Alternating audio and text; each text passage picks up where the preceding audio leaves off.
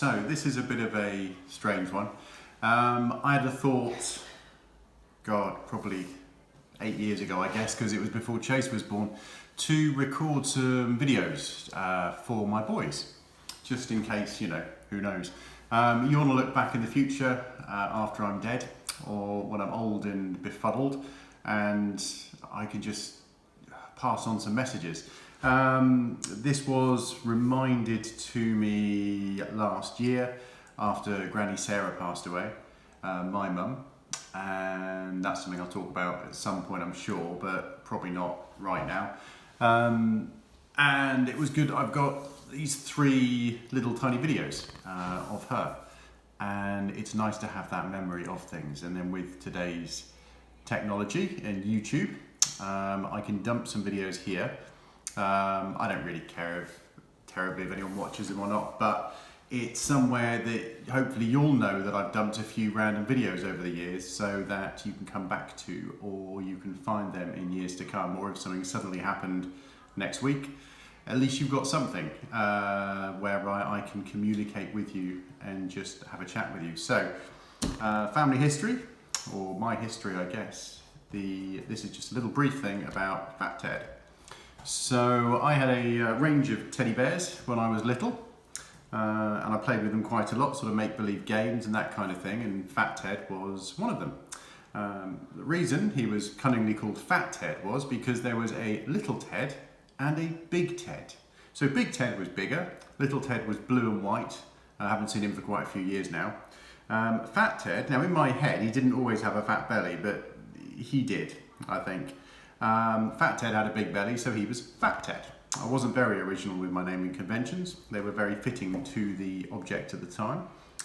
So what happened to Fat Ted was he got wet one time. He got a wet bum.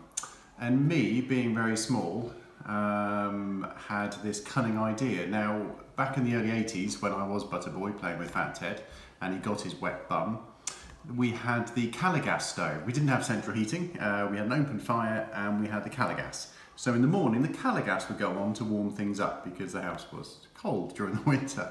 So I put Fat Ted near the Caligas. Now, for those who don't know, this was a metal contraption which you could literally fit a person in the back, but you normally put a gas canister, a large gas canister, and hooked it up, and you got either 1, 2, or 3 little flame kind of bar things that heated up, and if you got too near the metal grate, you would burn, or the thing you put there would burn. Health and safety wasn't so much of a thing back then. So Fat Ted got his bum burned. So rather than throw him away, Granny Sarah, who was quite handy with a needle and thread at the time. Now, she did have a Singer sewing machine, but to be honest with you, I don't even know, could you get this through a Singer sewing machine? I don't know. So she made sure she cut out the section that was not okay, and she used a bit of this material that she made some cushions with, and she stitched it back in. Now, this has been stitched in place and is held for almost 40 years. So that's how good Granny Sarah's stitching was. And Fat Ted took a beating, a real beating at times. So he is part of my history. He's one of the, I think, the only remaining teddy from my youth. That and a Fisher-Price turtle, if anyone remembers those. And yeah, and Granny Sarah really was good at stitching, and she was going to use, I think, if I remember right, this material came from a company called Habitat, which did various furnishings and soft furnishings and haberdashery and that kind of thing.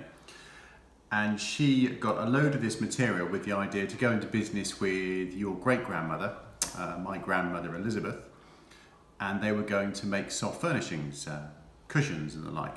And I think they made a few, and there were a few knocking around. I think Gran had a few even up to when she passed away, sort of got 15 years ago or so now. And this material it's good material. It's not like the stuff you buy now, it lasts, and this has lasted. And who knows, maybe Fat Ted will keep going and he'll be a thing in the future, and one of you guys has got him. Chase is sleeping with him now. I think part of the reason for that is because I've drawn the connection to Granny Sarah, and he knew Granny Sarah a little bit better perhaps because he was a bit older. So hopefully Chase or Casey or Declan you've still got Big Ted on the go, Fat Ted rather. Sorry. And see what happens. Anyway, that's my first little video to my boys. So, love you boys.